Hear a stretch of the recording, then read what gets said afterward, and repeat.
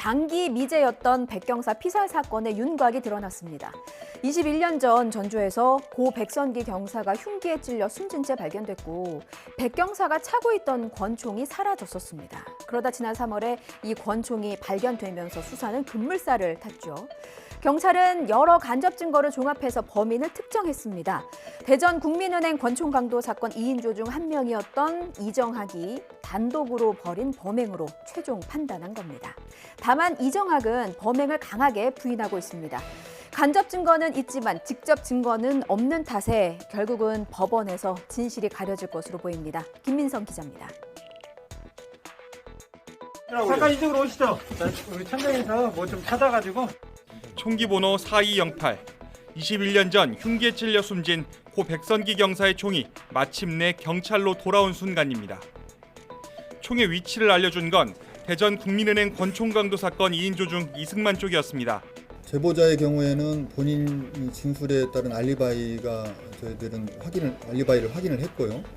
피의자의 경우에는 본인이 부인을 하고 있지만은 당시 범행 동선이라든지 경찰 조사 결과 훔친 권총이 범행에 사용된 적은 다행히 없었습니다.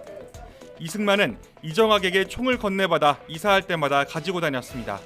최초 대전 일원에 보관을 하다가 그 이후에 2007년까지 부산 또 울산 이렇게 장소를 옮겨가면서 경기도 광주에서 주차 시비로 다투다 살인까지 이어진 사건이 있었습니다.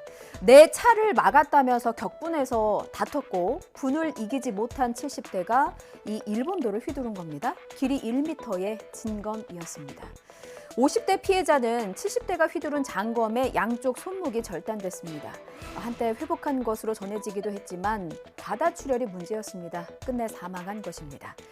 어제 아침 7시쯤 경기도 광주시 회덕동에 있는 빌라 주차장에서 일어난 사건인데요. 아마도 출근하려던 차였겠죠.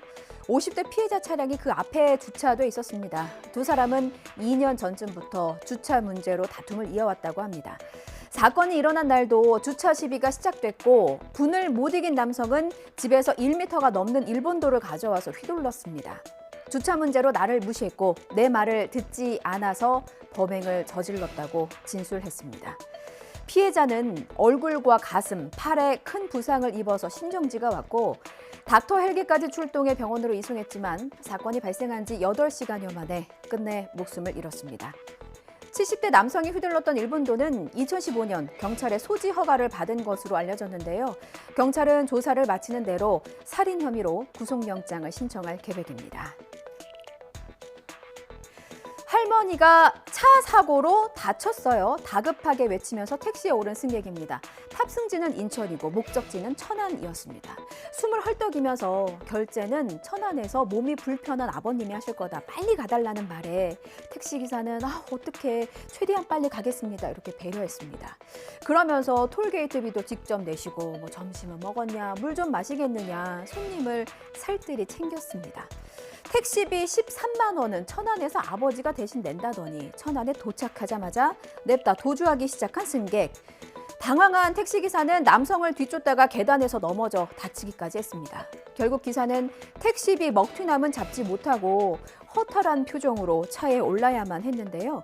기사의 자녀는 아버지가 거짓말에 속아 진심으로 걱정해주는 모습, 먹튀를 당해 허탈한 얼굴로 운전하는 모습을 보니 가슴이 찢어진다면서 먹튀 승객의 모습과 아버지의 다친 모습을 찍어서 인터넷 커뮤니티에 올렸습니다. 16일 오후 1시 20분쯤 인천 백운역 3번 출구에서 택시를 타고 먹튀한 남성. 혹시 지금 뉴스 보고 계십니까? 택시비를 내지 않기 위해서 할머니를 반 거짓말, 자신을 살뜰히 챙기던 택시기사를 기만했던 순간, 쫓아오던 기사가 넘어지고 구르는 걸 보면서도 도망쳤던 비겁한 모습까지 많은 사람의 기억 속에 각인됐습니다. 경찰에 신고가 들어갔으니 조만간 잡힐 거라고 예상되고요. 범죄에 대해 응당한 대가를 꼭 받으실 겁니다.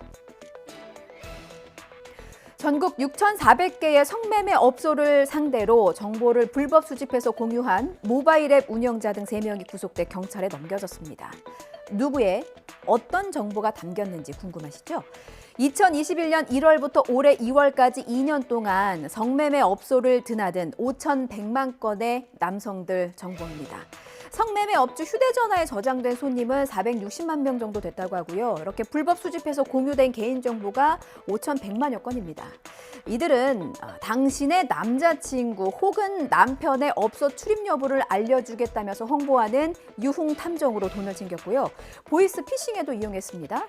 나는 당신이 어느 업소에 출입했는지, 거기서 무슨 일을 했는지 다 알고 있다면서 협박해서 돈을 뜯어내는 거죠.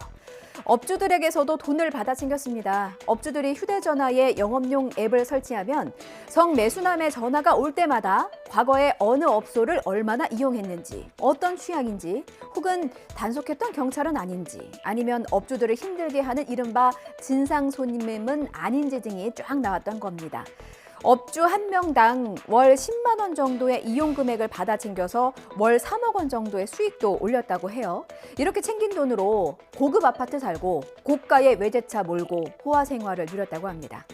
경찰은 개인정보보호법 위반과 성매매 처벌법 등의 혐의로 일당 15명을 검찰에 넘기고 성매매 업주들이 사용하는 앱을 운영한 3명은 구속 송치했습니다. 혹시 이 소식에 왠지 초긴장하고 있는 남성이 있으시다면 자수해서 광명 찾으세요.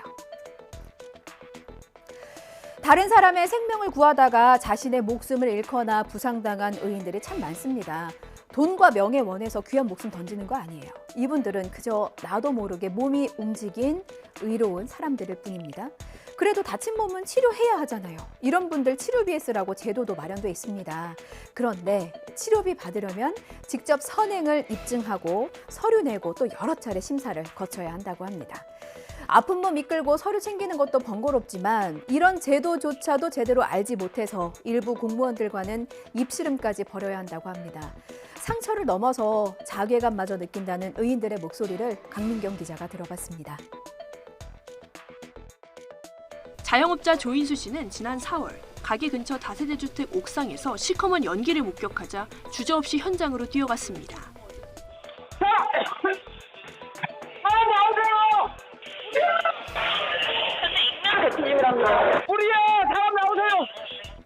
현관문을 두드리며 화재를 알리다가 연기를 들이마셔 병원으로 옮겨졌는데 치료비는 사비로 부담해야 했습니다. 조 씨는 속상한 마음에 의사상자 제도도 알아봤지만 다시 한번 씁쓸해졌습니다. 본인이 직접 이제 증빙 자료를 가지고 와야 된다 하더라고요. 뭐 경찰서, 그 다음에 소방서, 그 다음에 응급 구조 활동을 어떻게 했는지 수많은 자료를 요청을 하는데. 다른 시민의 생명을 구하다가 다친 의사상자로 예우받으려면 의인이 직접 증거 자료를 모아 신청해야 하고 지자체부터 보건복지부까지 인정받기 위해 거쳐야 하는 관문도 3단계나 됩니다. 게다가 우여곡절 끝에 의상자로 인정받더라도 의료급여와 취업보호 등의 혜택은 저절로 주어지는 게 아닙니다. 다시 발품을 팔아 지자체에 일일이 신청해야 하는데 정작 공무원들은 이런 제도가 있다는 것 자체를 모르는 경우가 허다합니다. 당신네들이 뭔데 취업 신청을 해? 당신들이 그러면 그런 부분에 대해서 설명해 주는데 1시간 넘게 걸려요. 이러다 보니 실제 예우를 받는 의인은 많지 않습니다. 지난 5년 동안 45명이 의상자로 인정된 가운데 의료급여와 취업보호까지 받은 경우는 10명에 그칩니다. 증을 가지고 다니지도 않고 창피하다고 느끼시는 분들이 더 많아요. 그리고 이분들이 지금은 그런 말을 많이 해요. 내가 다시 그런 상황이 발생된다면 어느 누구도 내가 하지 말아 하겠다. 좋은 일을 하셨다가 이렇게 병원 치료를 받은 부분에 대해서는 나라에서 이렇게 치료를 해주는 그 제도가 있습니다 라고 안내를 받고 제가 그 병원을 그냥 나갔더라면은 저는 정말 기뻤을 거예요.